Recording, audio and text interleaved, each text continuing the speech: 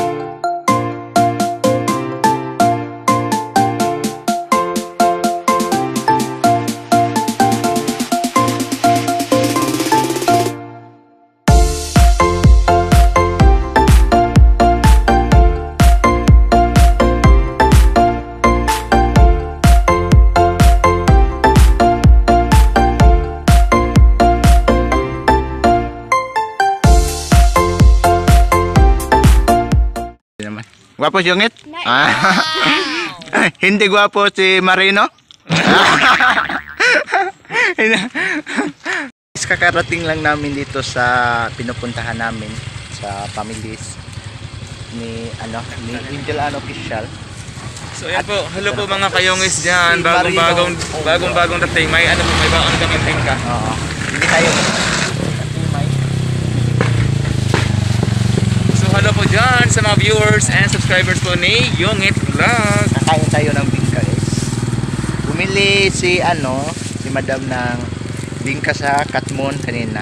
So ito yung bingka na Katmon. Kahit bahaw buro ni. Apa yun eh, kaang dahon bro?